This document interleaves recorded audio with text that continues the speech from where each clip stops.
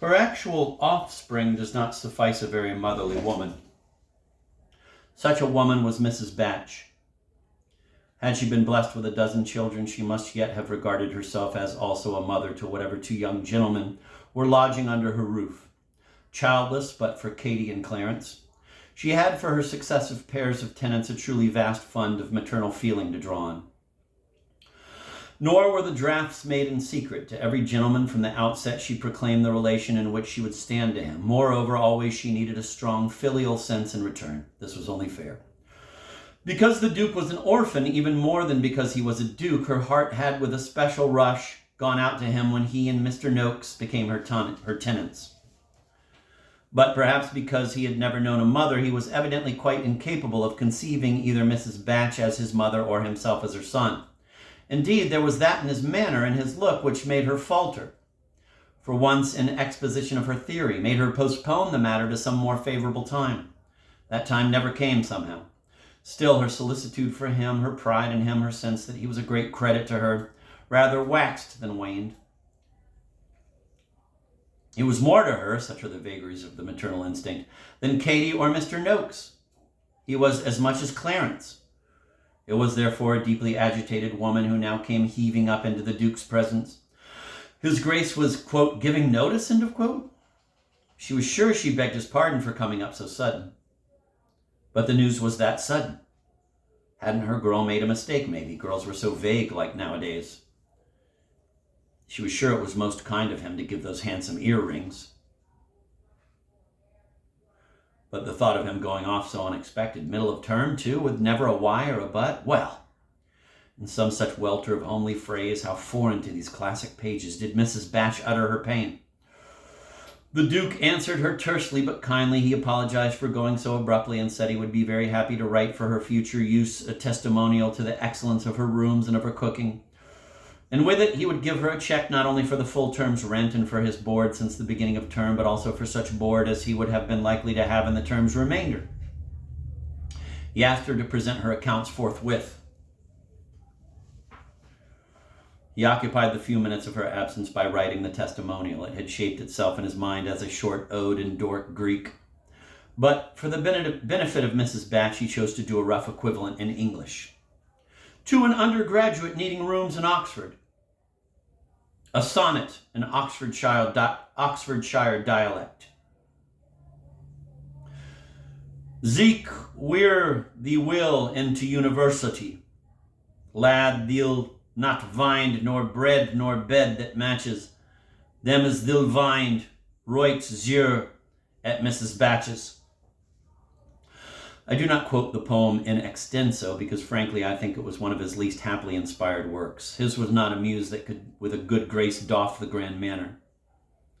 Also, his command of the Oxfordshire dialect seems to me based less on study than on conjecture.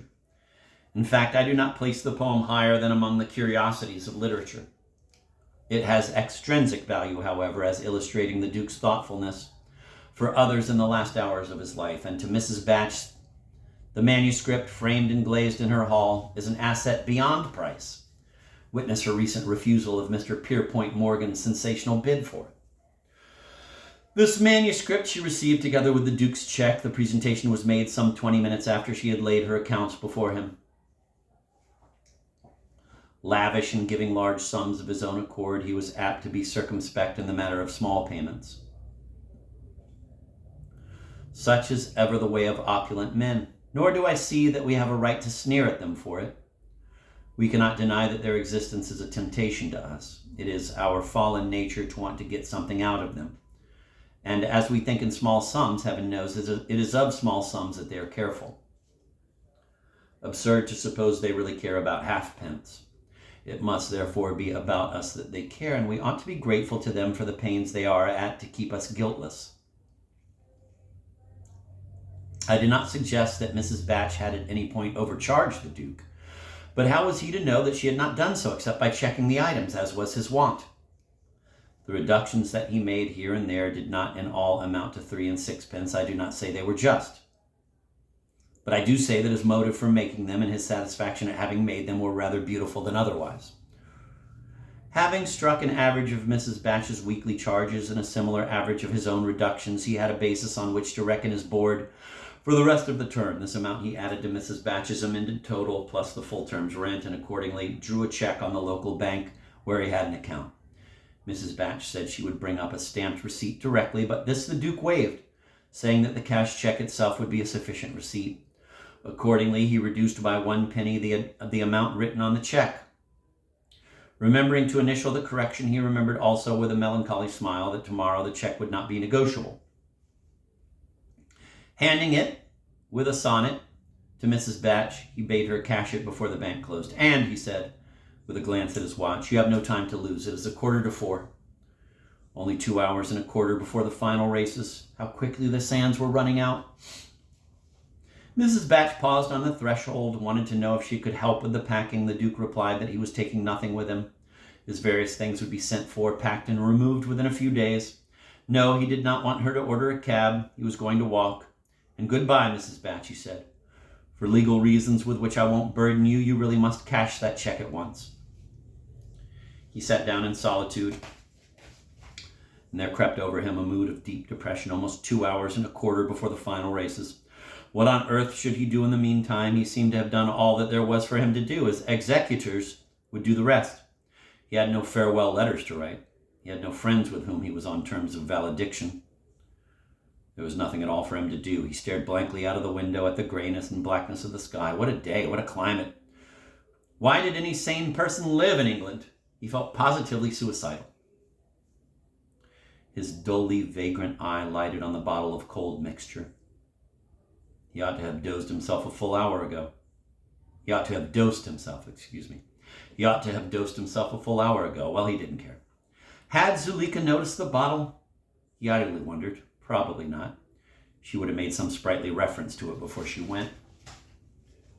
Since there was nothing to do but sit and think, he wished he could recapture that mood in which at luncheon he had been able to see Zuleika as an object for pity. As an object. God damn. Never till today had he seen things otherwise than they were, nor had he ever needed to. Never till last night had there been in his life anything he needed to forget. That woman! As if it really mattered what she thought of him. He despised himself for wishing to forget. She despised him. But the wish was the measure of the need. He eyed the chiffonier. Should he again solicit the grape?